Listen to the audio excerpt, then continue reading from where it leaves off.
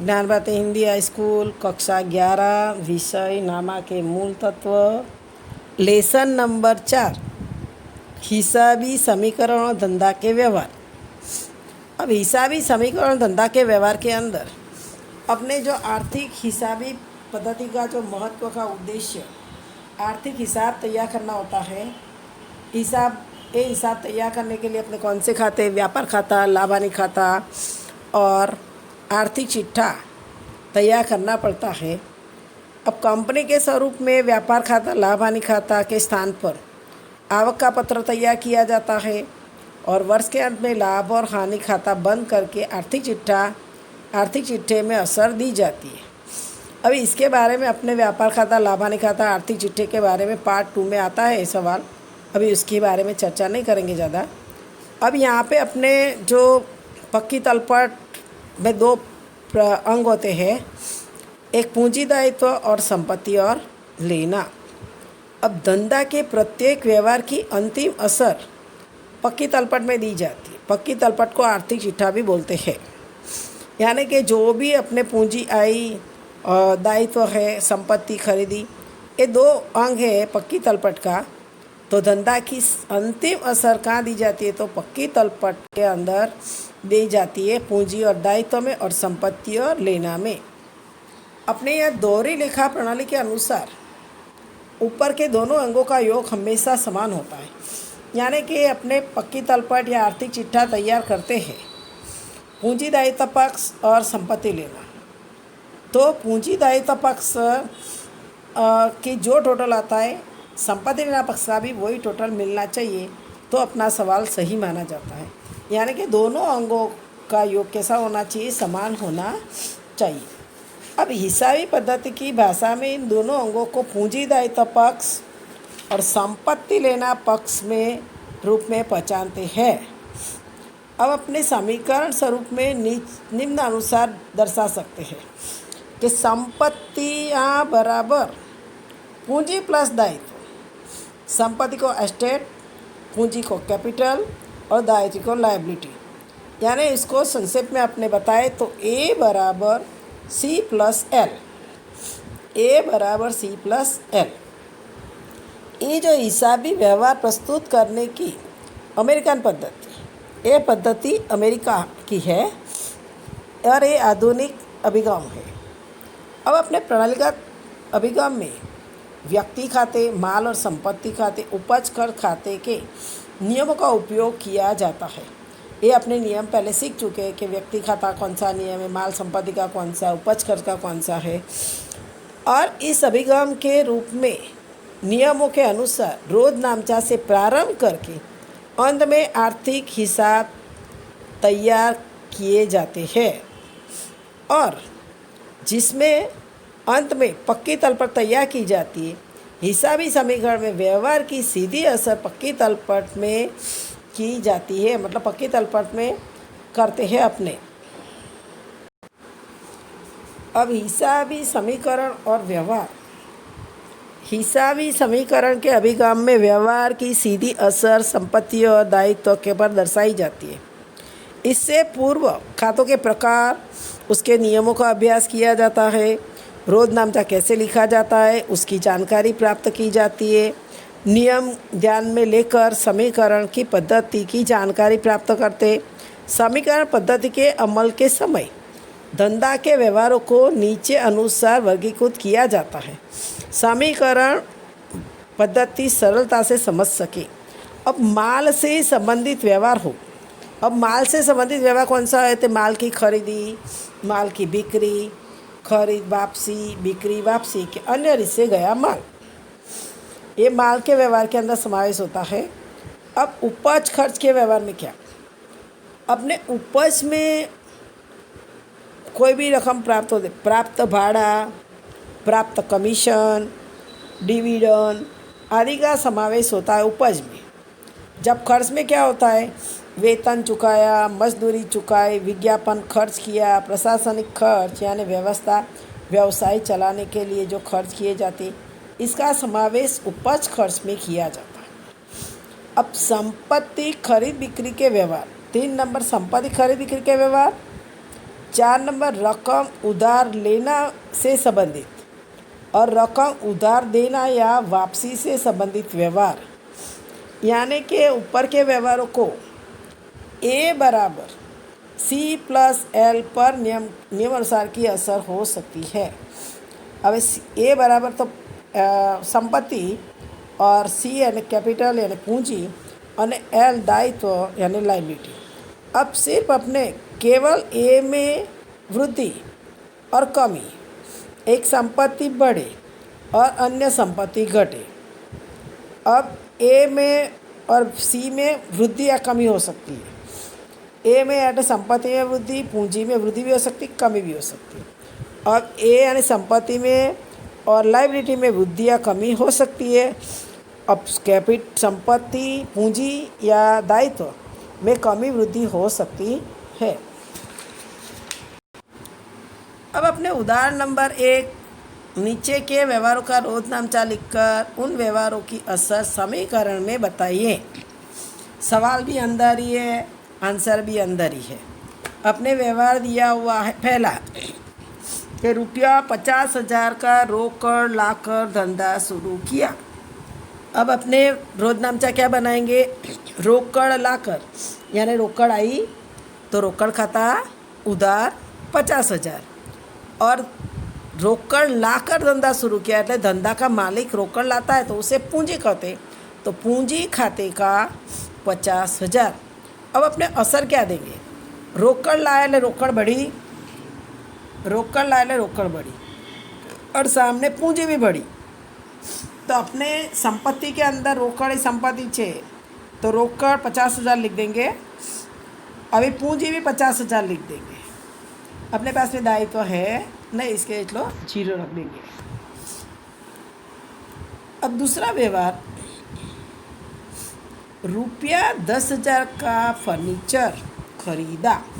હવે अपने माल आवे तो उधार, तो फर्नीचर माल है तो फर्नीचर खाता उधार 10,000 और सामने रोकड़ गई એટલે रोकड़ खाते का 10,000।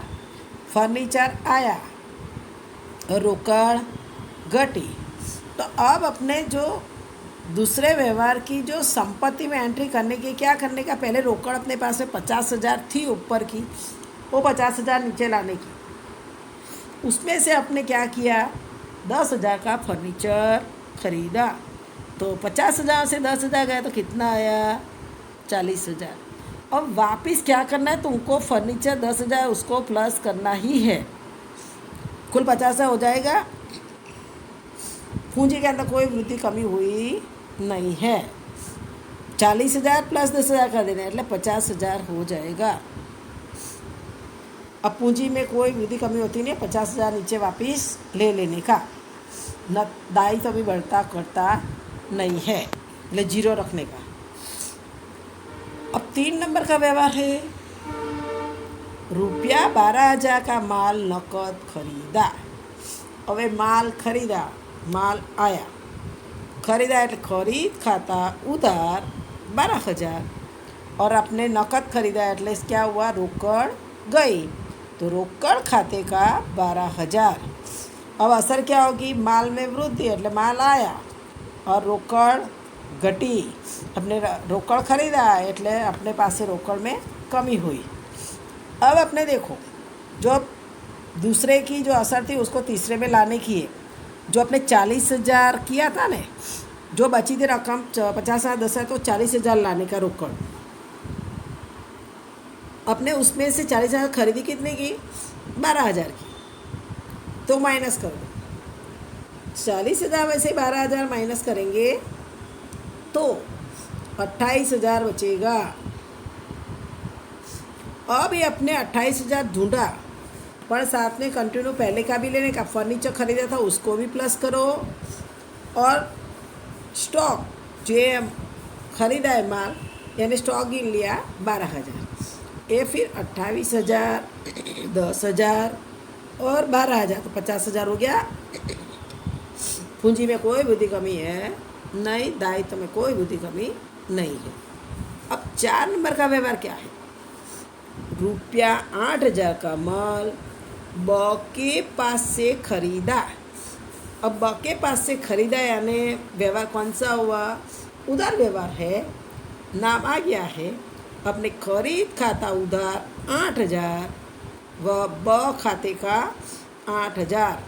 और खरीदा है तो क्या हुआ? माल आया। दायित्व बढ़ा क्योंकि उधार खरीदा तो अपना क्या बढ़ता है? दायित्व बढ़ता है। अब अपने संपत्ति में देखेंगे। संपत्ति में 28,000 तो लाने का ही, रोकड़ 28,000 लाने की, माल स्टॉक 12,000 ला देने का पहले, क्योंकि उसमें अपने खरीदी की 8,000 की, यानी 12,000 में 8,000 प्लस करेंगे तो 20,000 हो जाएगा। और पहली जो एंट्री थी दूसरा नंबर की, उसको वापस 10,000 नीचे खरीद लाने का फर्नीचर को, और वापस कितना हो जाएगा? 50,000 था संपत्ति, अब बढ़ गया 58,000 हो गया। पूंजी में कोई वृद्धि नहीं, अपना दायित्व बढ़ा, 8,000 चुकाने का रहा। 8,000 अपने दायित्व में लिखेंगे।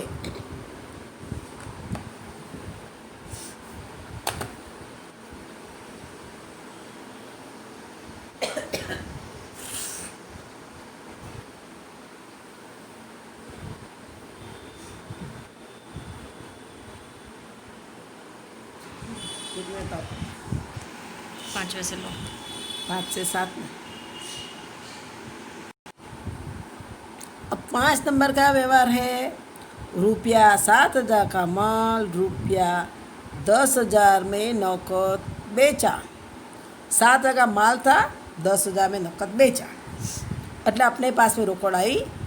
आए तो उधार के नियम के अनुसार रोकड़ खाता उधार, बिक्री खाते का बेचा को बिक्री बोलेंगे, बिक्री खाते का 10,000। अपने क्या हुआ? रोकड़ बढ़ी, 10,000 रुपये आया यानी रोकड़ बढ़ी, और सामने माल गया એટલે माल में कमी हुई, घट हुई। अब अपने संपत्ति में क्या करेंगे? संपत्ति में 28,000 लिखा, पहले जो रोकड़ थी वो संपत्ति 28,000। अब 28,000 के अंदर अपने बिक्री की, रोकड़ के अंदर रोकड़ में वृद्धि हुई એટલે 38,000 हो गया। अब अपने स्टॉक कितना था? 20,000 का स्टॉक अपने पास में पड़ा था। 12,000 और 8,000 એટલે 20,000 का था, उसमें से अपने माल बेचा कितने? 7,000 में। तो 20,000 में से 7,000 गया तो कितना आएगा? 13,000। और फर्नीचर को वापस यहाँ पे लाने का 10,000, फिर इसका जोड़ करने का 38,000, 13,000 और 10,000, तो कुल कितना हो जाएगा? 61,000।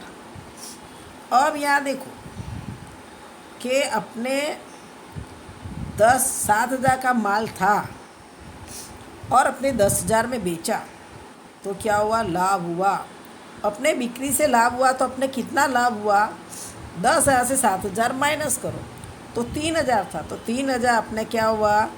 पूंजी बढ़ी, तो 50,000 के अंदर 3,000 प्लस कर दो।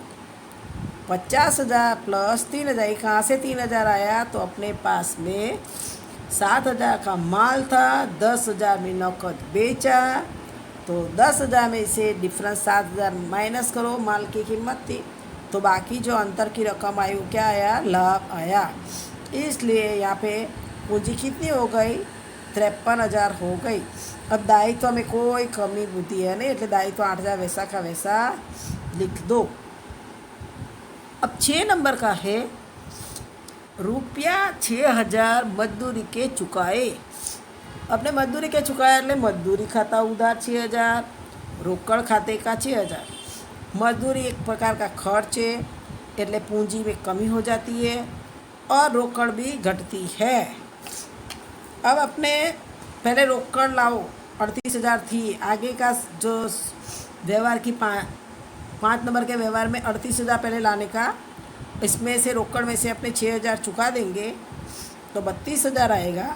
अब 32,000 के अंदर 13,000 स्टॉक का लिख देंगे और फर्नीचर का 10,000 लिखेंगे तो कुल 55,000 हो जाएगा। अब अपने रोकड़ वेतन चुकाया है, मजदूरी चुकाई है, तो मजदूरी चुकाई है तो क्या हुआ? पूंजी में से अपने रकम चुकाई, जो अपने पास में 53,000 था उसमें से अपने मजदूरी का 6,000 चुका दिया। मजदूरी का 6,000 चुकाया तो कितनी रकम बची? 47,000 रकम बची। दायित्व में कोई वृद्धि कमी है नहीं। अब 7 नंबर का व्यवहार है कि रुपया 1000 मजदूरी के चुकाने बाकी है। अब चुकाना बाकी है मजदूरी का, तो अपने क्या करने का, मजदूरी का चुकाना बाकी है तो मजदूरी खाता उधार और चुकाना मजदूरी खाते का बकाया એટલે चुकाना जाएगा 1000। अपने मजदूरी खर्च है એટલે पूंजी में घटेगी और दायित्व बढ़ेगा। चुकाना बाकी है એટલે अपना दायित्व बढ़ गया। अपने रोकड़ कितनी दी 32,000। 32,000 स्टॉक में लिख दो, कितना 13,000, और फर्नीचर लिख दो 10,000। वो 55,000 ही रहेगा। पूंजी में कमी होगी क्योंकि अपने पूंजी में से मजदूरी चुकाते हैं। 47,000 में से 1,000 चुकाओ तो कितना आएगा 46,000। अब दायित्व कितना बड़ा, दायित्व मजदूरी चुकानी बाकी है तो 8,000 के अंदर प्लस 1,000 करो दायित्व तो 9,000 आएगा। अब 8 नंबर का व्यवहार है कमीशन के रुपया 4,000 नकद मिले। अब नकद मिले तो क्या हुआ, रोकड़ आई तो रोकड़ खाता उधार, कमीशन खाते का 4,000। असर में क्या करेंगे, रोकड़ बढ़ी, कमीशन की आवक से पूंजी बढ़ी, तो अपने पास में जो 36,000 था, जो 7वां व्यवहार के अंदर अपने 36,000 रुपया, रोकड़ 32,000 थी, पहले 32,000 थी, अपने कमीशन के 4,000 मिला इसलिए 36,000 हुआ, और स्टॉक कितना था 13,000 और फर्नीचर 10,000 था, उसको जोड़ा એટલે कितना हुआ 59,000 हो गया। अब पूंजी में क्या था 46,000 था, अब अपने कमीशन मिला એટલે अपने आवक हुई, वृद्धि हुई पूंजी में तो 50,000 हो गया। और दायित्व में कुछ कमी वृद्धि नहीं है इसलिए जो लिखा था आगे वही लिखने का। दायित्व 8,000, दायित्व मजदूरी चुकानी बाकी 1,000, कुल 9,000 हो जाएगा। अब 9 नंबर का व्यवहार है। 9 नंबर के व्यवहार में डिविडेंड के रुपया 9,000 मिलने बाकी है। अब लेना है अपना, तो मिलना बाकी डिविडेंड खाता उधर, वो कहाँ लिखेंगे, डिविडेंड खाते का 9,000। હવે डिविडेंड मिलना बाकी એટલે लेना बढ़ा और डिविडेंड की आवक पूंजी में बढ़ेगी। अपने पास में रोकड़ कितनी थी, 8 नंबर के व्यवहार संपत्ति में देखने का 36,000 थी, स्टॉक कितना था 13,000, फर्नीचर कितना 10,000। अब अपने डिविडेंड मिलना बाकी है तो एक प्रकार संपत्ति 9,000, तो इस जोड़ो तो कितना हो जाएगा 68,000 हो जाएगा। अब पूंजी में क्या करेंगे, पूंजी के अंदर पूंजी पहले 46,000 थी, फिर कमीशन था 40,000, अब ये डिविडेंड अपने मिलने वाला है 9,000, तो उसको प्लस कर दो तो कितना आएगा 59,000 हो जाएगा। दायित्व में कोई असर होगी नहीं, दायित्व 8,000 और मजदूरी का 1,000 करके 9,000 हो जाएगा।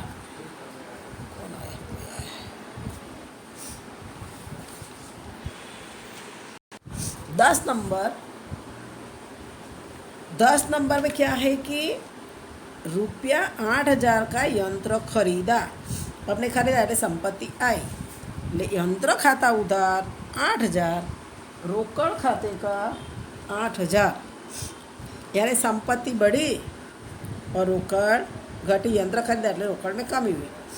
अब वापस संपत्ति में क्या करोगे, पहली रकम रोकड़ की 36,000 वो लिखेंगे और उसमें से अपने 8,000 का यंत्र खरीदा उसको माइनस करो तो 28,000 आएगी।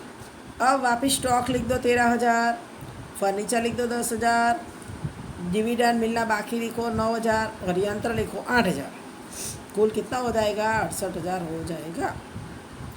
अब अपने पूंजी में पूंजी के अंदर पूंजी 46,000, कमीशन 4,000, डिविडेंड 9,000, 59,000 ही रहेगी।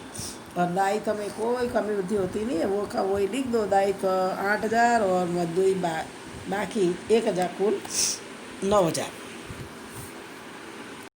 अब 11 नंबर के व्यवहार में 25,000 की जमीन राधा के पास से खरीदी, व्यवहार हो गया उधार, जमीन खाता उधार 25,000, राधा खाते का 32,000। अब संपत्ति में वृद्धि हुई, जमीन खरीदी है, ले संपत्ति बढ़ी और दायित्व भी बढ़ा क्योंकि व्यवहार उधार है, नाम आ गया इसलिए। अब अपने संपत्ति के अंदर क्या करेंगे, पहले रोकड़ कितनी थी 28,000, 28,000, फिर स्टॉक 13,000 प्लस करो, फर्नीचर 10,000 प्लस करो, डिविडेंड मिलना बाकी 9,000 प्लस करो, यंत्र 8,000 प्लस करो और ज़मीन 25,000 प्लस करो, तो कितना आ जाएगा 93,000 आ जाएगा। पूंजी में कोई वृद्धि कमी है नहीं, यानी वैसा का वैसा लिख देने का, 46,000, 4,000 और 9,000। अब दायित्व तो बढ़ा है, उधार होता तब दायित्व बढ़ जाता, दायित्व तो पहले कितना था 8,000 था, मजदूरी बाकी थी 1,000 और अभी ज़मीन खरीदी थी उसका चुकाना बाकी है 25,000, तो कुल कितना हो गया 34,000 हो गया, प्लस कर दिया 8 और 1 9,000, 9 और 1 25,000, तो 34,000। अब 12 नंबर का व्यवहार है, ₹20,000 की लोन, ₹20,000 की बैंक लोन ली और रोकड़ निकाली। अब रोकड़ निकाली 20,000, એટલે રોકड़ बढ़ी, એટલે રોકड़ खाता उधार 20,000, बैंक लोन खाते का 20,000। असर क्या होगी, रोकड़ बढ़ेगी, दायित्व बढ़ेगा।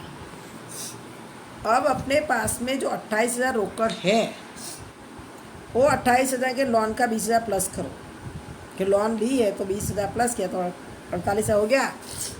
फिर स्टॉक का 13,000 लिख दो, फर्नीचर 10,000 लिख दो, डिविडेंड मिलना बाकी 9,000 लिख दो, यंत्र 8,000 लिखो और ज़मीन 25,000 लिखो, तो कुल कितनी संपत्ति हो जाएगी 1,13,000। पूंजी के अंदर कोई कमी वृद्धि होती नहीं है, 46,000, 4,000 और 9,000, सबका प्लस किया तो 59,000 आ जाएगा। अब दायित्व तो बढ़ा है क्योंकि लोन ली है, तो अपने दायित्व तो 8,000 था, मजदूरी 1,000 थी, दायित्व तो राधा के पास से ज़मीन खरीदी 25,000 और बैंक से लोन ली 20,000, तो कुल कितना दायित्व हो गया 54,000 हो गया।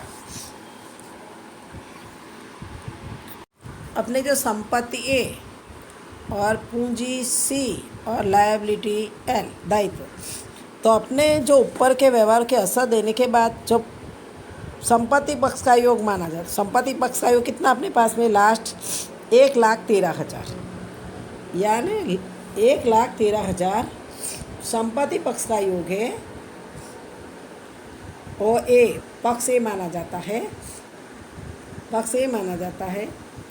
और पूंजी दायित्व पक्ष का योग, अब पूंजी दायित्व पक्ष का योग यानी सी प्लस एल कर दो, सी प्लस एल करो तो पूंजी और दायित्व, पूंजी कितनी अपने पास में 59,000 प्लस 54,000,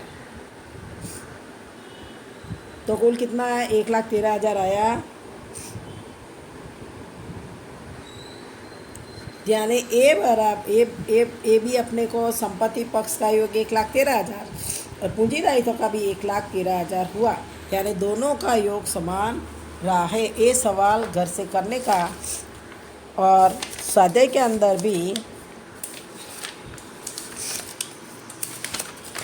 पहला जो स्वाध्याय के अंदर जो विकल्प है और विकल्प करना, दूसरा उदाहरण अगले वीडियो में समझाएंगे।